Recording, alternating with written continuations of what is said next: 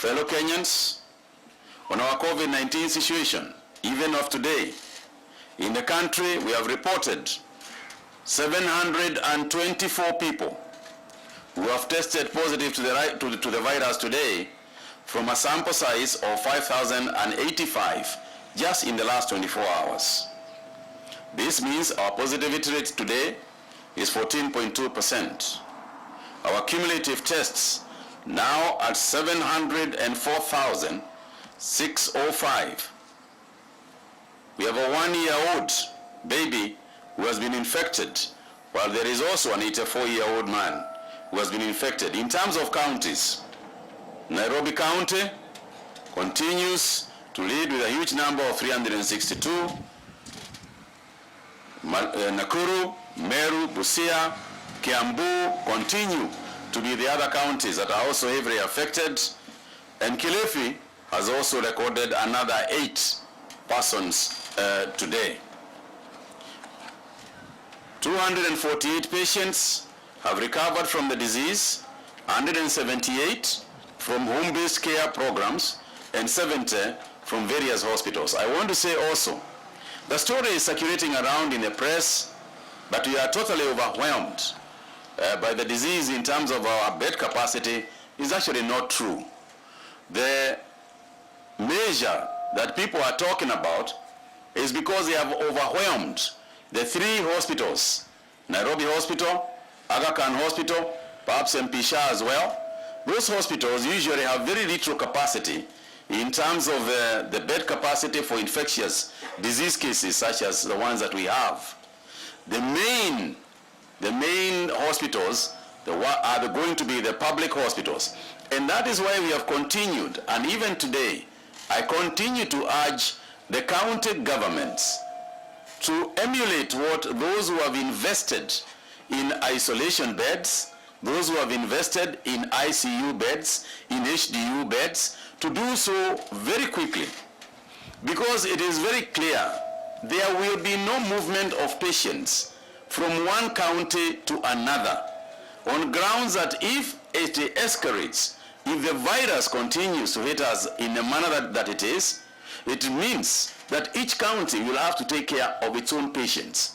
And that's why the government put in the support that they put in for the COVID-19 support, so that each county can have sufficient capacity, and probably if it can help other counties that are being overwhelmed around it, then so be it. But it is important for us to note that with now some 1,297, nearly 1,300 patients are now admitted in the various facilities countrywide.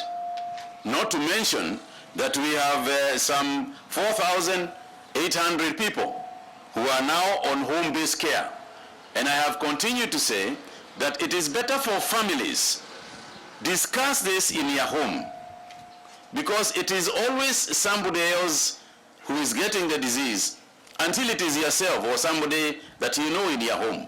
It always seems distant. But the best thing to do is to be prepared.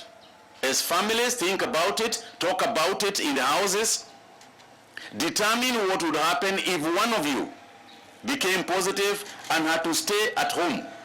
What are your own plans? What are you going to do? Will you provide community health workers who will come to your home and give you the protocols and tell you what to do and what not to do? We will be publishing this material across the country. We will be asking the media, the FM stations, to please assist us with protocols, with publishing protocols of home-based care. But more importantly is that we have to train ourselves as family members to take care of whoever might get positive. We have done so before with TB. As you know, TB is very infectious, and we have managed to isolate persons in our families who have gotten TB. So we need to be prepared. Discuss it. I urge you to discuss it in homes and to ask yourselves how to manage yourself.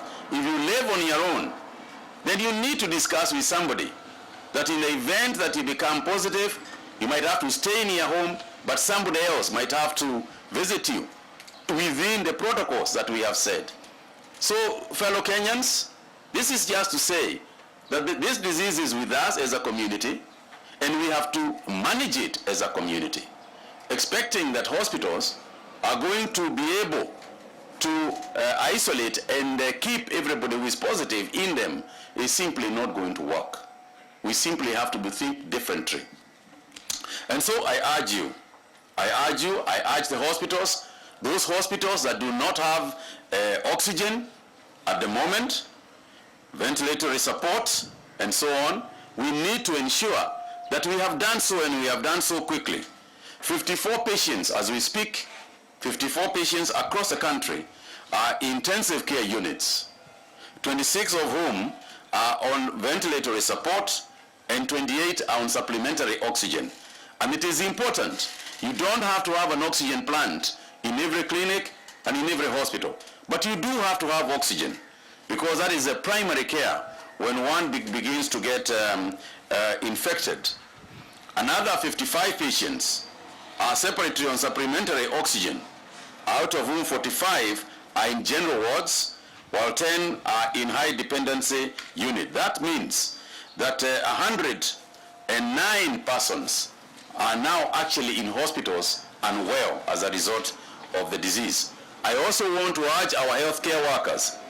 We have agreed with the governors, we have agreed with the county governments that we are supposed to ensure that you have everything in terms of protective gear that you need. I want to urge you, please, as I have said in the past, those of you who are here and those of you who are listening to this address across the country, take care of yourself first.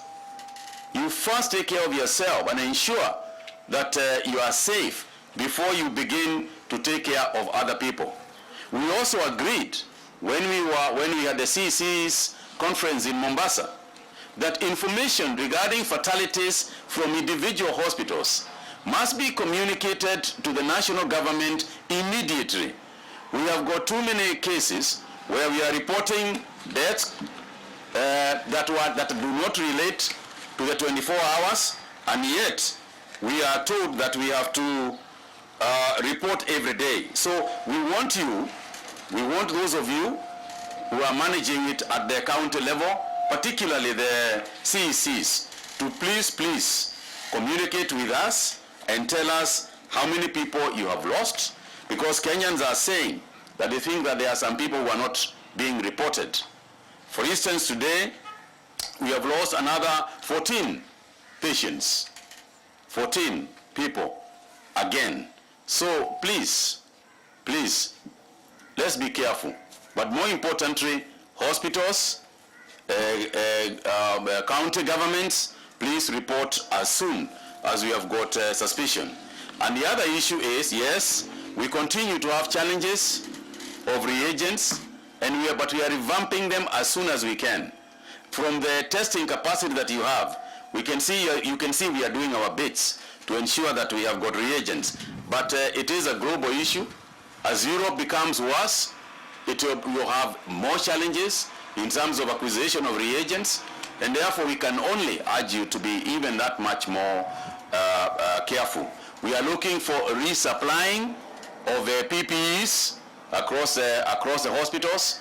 We are working with the private sector, and we add the fund, the COVID fund, to be also activate itself to try and acquire PPEs for our health workers as we get more and more patients in our hospitals. The welcome and the vaccine that is going on that they are developing.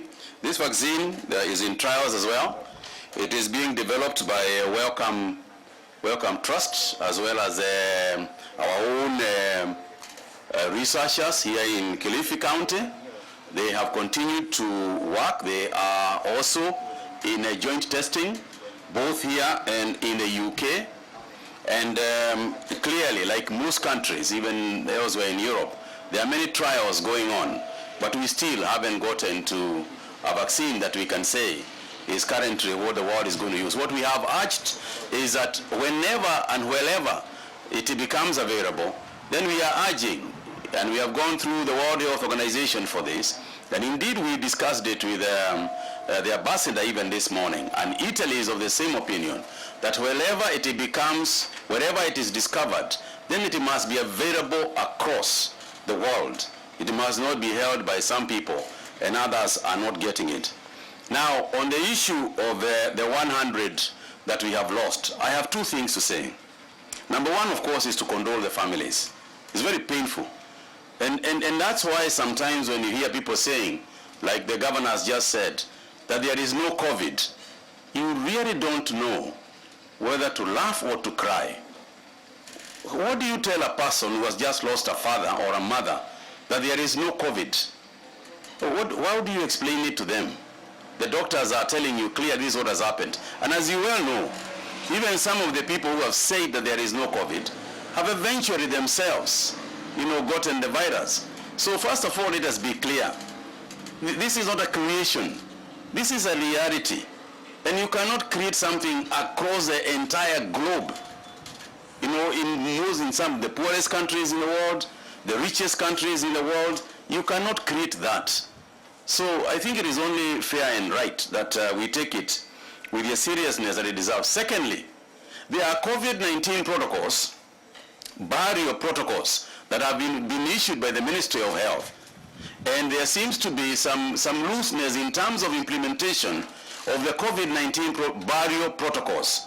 And we must forthwith observe the barrier protocols very, very strictly. Very strictly. Because you know very well, and we have said it before, when you are transporting bodies, especially if you are not being careful, and people are behaving as if it's a normal funeral, a lot of people can come out of there infected. So I urge each and every person, enforcement agencies, the police, the chiefs, I urge you that wherever we know, even you as families, if you know that your person or your loved one passed on because of COVID-19, you must protect the rest of the family. You must protect your friends by ensuring that you have observed very strictly the COVID-19 protocols. Please do not, I urge you, do not tamper around with something that could be very, very serious. So that's the second thing I have to say about that. On the issue of contact tracing, we are doing contact tracing through all sorts of agencies, including the county governments themselves. They have got their own contact tracing methods. But the important thing is that the people who have been infected themselves, and I'm glad to say that especially amongst young people, I have seen this in person and had it in person. Amongst the relatives who have gotten the virus, they are calling everybody they have been in touch with. So one of the ways of contact tracing, again, is citizen responsibility. If you have turned positive, you know who you have been in contact with in the last couple of days. And it is only fair that you warn them so that they can isolate themselves and so that they do not themselves go contacting people. In other words, what we are saying is that the issue of contact, isolation, is key to the success of our fighting this pandemic. So let's not leave that, let's not relax on that measure. And as for the political, wale mmesema kisiasa, wale ambao umeenda political rallies, alafu unashikwa na virusi huko, you know how badly that can go.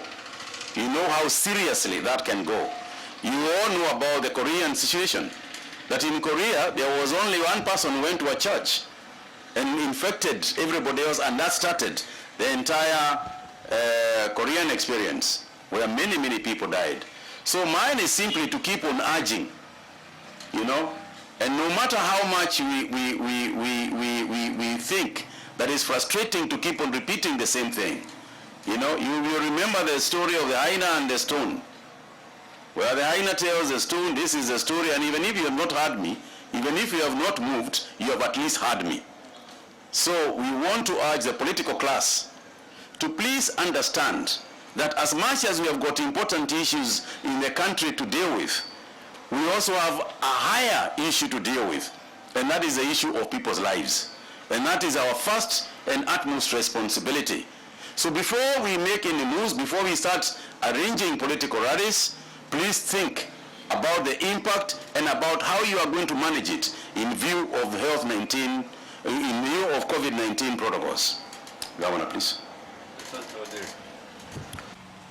Baada ya kuzungumza nao, manake mimi husoma katika Facebook, katika Instagram, katika Twitter, na huangalia vile watu baada ya kupeana ujumbe katika Facebook, vile watu wanashambulia serikali kwamba mmeanza ujanja wenu. Waweza weka dhihaka ukasema kwamba tumeanza ujanja wetu na ukalegeza kamba. Ukifanya hivyo ujue wazi kwamba wakati wowote unaweza kupata virusi hivi. Manake kupata na kutopata virusi hivi, mambo hayo yote yapo mikononi mwako. Unaweza kuamua kwamba hutapata virusi hivi kwa kujikinga na kulinda na kutekeleza zile kanuni, ama ujiweke kiholela na bila shaka utapatikana na virusi hivi. Kwa hivyo ikiwa tulifanya hima katika awamu ya kwanza na visa vikabaki 6 peke yake, inawezekana kama wakazi wa Kilifi tukaze kamba na visa hivi havitapanda na tutavivunja makali, na bila shaka hatutaacha watu wengi waangamie kwa sababu ya maambukizi ya virusi hivi. Kwa hivyo mwito wangu, let us observe the protocols given to us by both governments to ensure that we stay safe. Nafikiri nitamwalika waziri atazungumza, alafu atamwalika balozi pia naye atatuzungumzia. Asanteni sana. Si kadhaa katika serikali ya kaunti tulipata afisa 6 ambao walipata maambukizi haya ya virusi hivi. Wale ni afisa ambao wako katika idara tofauti, lakini pia tuna wafanyikazi katika idara ya afya 24 ambao pia walipata maambukizi haya wakiwa kazini, wakiwa wakijaribu kuhudumia Wakenya wenzao.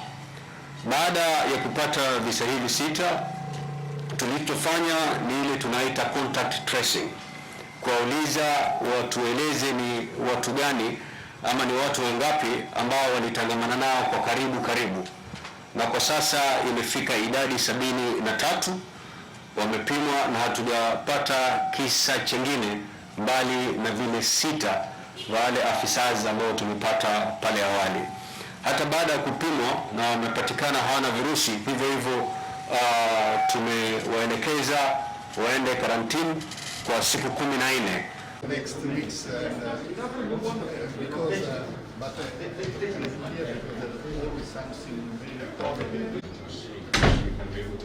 actually twin this city.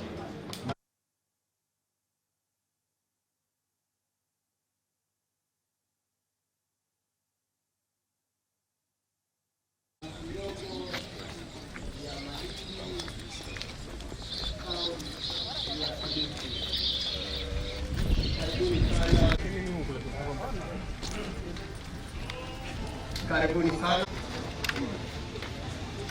Basi nitamwalika Ustadhi Salim Kadfaza aje atuombee. Karibu Ustadhi.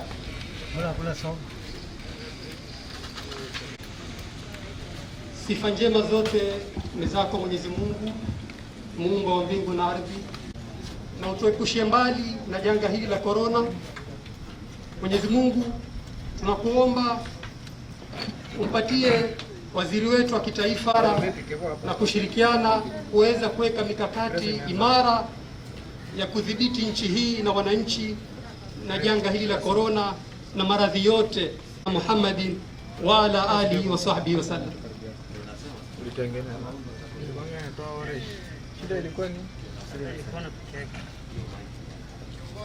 Kwa ajili ya ajenda moja hilo mbele yetu, kwaomba uongozi wako Mwenyezi Mungu katika mkutano wetu huu, kwaomba uendelee kutuangalia na macho yako ya huruma, pia CS wetu wa health na hata CDC wa health na wale wengine wote, gavana wetu wote na wakabidhi mikononi mwako, twaomba Baba